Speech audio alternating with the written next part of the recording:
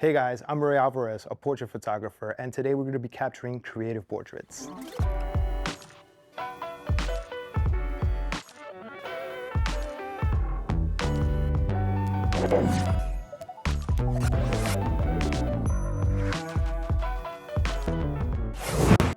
So there's always creative photography, there's creative makeup, and there's also beauty photography. And I like to blend all of them together to create creative beauty portraits. And in this photo shoot, I'm going to be blending 3 lights together with the backdrop having 2 gels blended together to create a gradient. And the key light is going to be used to fill in the subject, which is Kay, the makeup artist here, and our model, along with the Eyelighter 3. So the first light is going to be the Westcott FJ80 version 2. And here, I also added the creative pack, which includes 2 orange gels on this flash. And for my secondary light, I used the FJ400 version 2, along with the Westcott Clickbox 1x3. And on the bulb on this slide, I have the blue Flexi Gel. Now, Flexi Gels are these silicone gels that go on top of your bulb to create color with your lighting. Much simpler than wrapping the entire thing with paper or plastic. These are very efficient and they're ready to go. They go right on your bulb, and I love using it to create bold and colorful portraits. So for big and soft, even lighting, I use the combination of the FJ250 along with the Octa-L. And what's happening here is this light is giving me soft light and it's coming right back down onto the Eyelighter 3. And what I love about these 2 modifiers is that it gives me nice lighting, soft, and enough to bring back out the colors and the makeup artistry from Kay.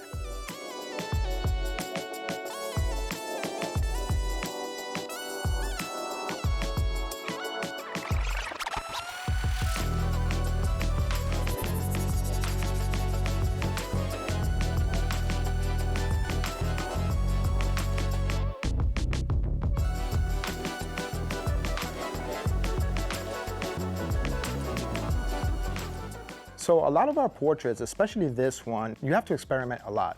You don't just come into the studio and it's all set for you. You have to set it and kind of find what works for you. Experiment with your lighting, experiment with the gels, the power of your light, and the placement of your light too. For example, with this Clickbox 1x3, I was lacking a grid. I honestly forgot it for this photo shoot. So originally when I had it set here, the blue gel was a little bit more powerful, so I ended up feathering a little bit more to the side to get less blue on the wall. And notice how I'm not even using a backdrop, which means that with lighting, you can change your color, you can change what your set looks like with all of your different lights, along with using Flexi Gels or gels from the creative pack with the FJ80 version 2. Like I said before, I ended up building the shot backwards. So first, I used the FJ400 II along with the blue gel, and then I took a few photographs with that light to see what it looks like, how powerful, how colorful and saturated it looked against that wall. And then after that, I added the second light, which is the FJ80 version 2 with the creative pack and the orange gels. And when they blend together, they create a nice gradient. And then after that, I used this main light, the FJ250, and I could have used another light, but to save me from that, I used the Eyelighter 3 to reflect all of the light that's coming from the FJ250 and reflect right back into K to bring back the color.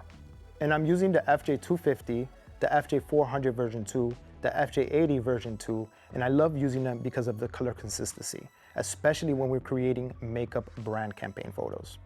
Kay and I work a lot together, and when the lighting is set up and we're ready to go, we just start shooting and getting a lot of great portraits with different angles. Don't overthink it and don't worry about getting the perfect shot. You have to experiment, you have to play around with the lighting.